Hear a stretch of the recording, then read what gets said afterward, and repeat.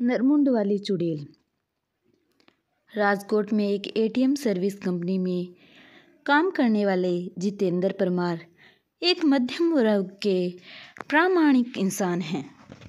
उनकी शादी को करीब 4 साल हो चुके हैं।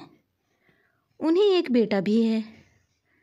वैसे तो जितेंद्र पूजा पाठ को कम ही मानते हैं, पर रास्ते में मंदिर या मस्जिद आ जाए तो सिर झुका भी लेते हैं। जितेंद्र की नौकरी का समय तो दिन में 8.5 घंटे होता है, पर एटीएम मशीन का फॉल्ट आने पर उन्हें रात के किसी भी वक्त सर्विस देने जाना पड़ता है। अपने इसी काम के चलते वह एक रात अपनी बाइक पर जा रहे थे। उन्हें शहर से थोड़ी दूर बसे एक रिहाइश इलाके के पास में एटीएम फॉल्ट ठीक करने जाना था। वैसे तो इस काम के लिए 2 एग्जीक्यूटिव जाते हैं, पर जितेंद्र का पार्टनर उस रात बीमार था, तो सर्विसिंग के लिए उन्हें अकेले ही जाना पड़ा। स्पॉट पर जाकर जितेंद्र ने अपनी बाइक स्टैंड पर लगाई। तभी उन्हें वहाँ एटीएम बूथ पर एक लड़की दिखी।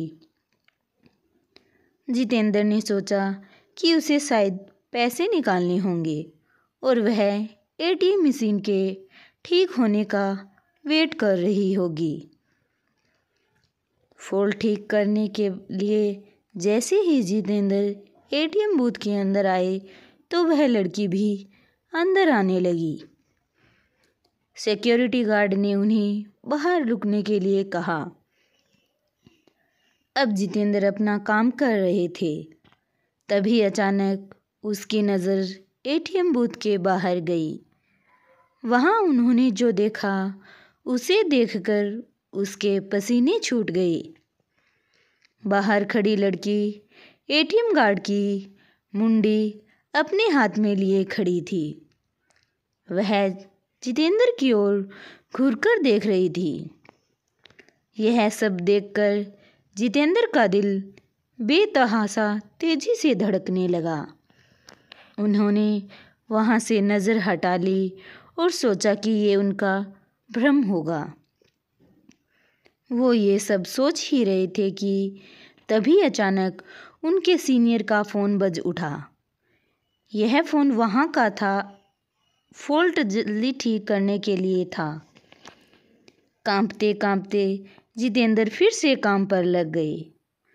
थोड़ी ही देर में उन्होंने एटीएम मशीन ठीक कर लिया। इस बार एटीएम बूथ से बाहर देखने पर सब नॉर्मल लग रहा था।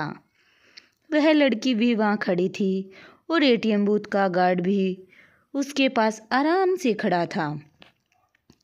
जितेंद्र ने सोचा कि पहले जो भी देखा था वह सब उसका भ्रम होगा।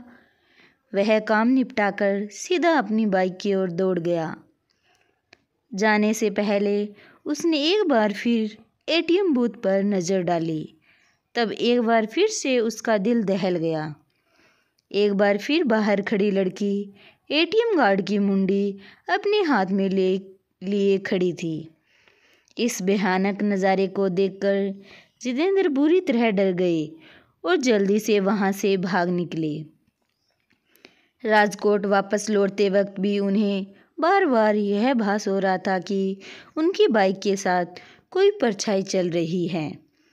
वे घबराते हुए बाइक चलाए जा रहे थे कि ना जाने कैसे अचानक ही उनकी बाइक बंद हो गई और ठीक एक बरगद के पेड़ के पास जाकर रुकी।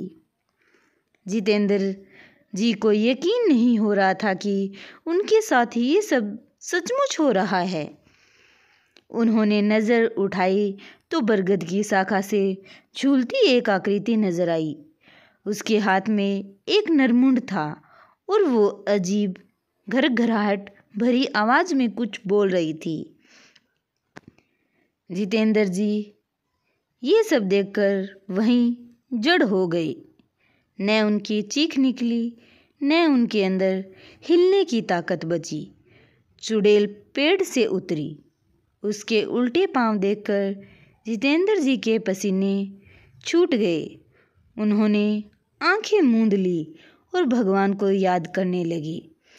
चुड़ैल उनके बगल में आकर बैठ गई और उनका सर सहलाने लगी। इसके बाद जितेंद्र जी को कुछ याद नहीं कि उनके साथ क्या हुआ। जब होश आया तो वे एक हॉस्पिटल में थे।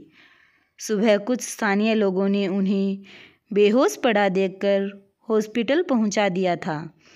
इस घटना के महीनों बाद तक जितेंद्र बेसुध रहे और काफ़ी पूजा पाठ के बाद ही उनकी हालत फिर से सामान्य हो पाई। अब वे राजकोट छोड़ चुके हैं और एक सामान्य जीवन जी रहे हैं।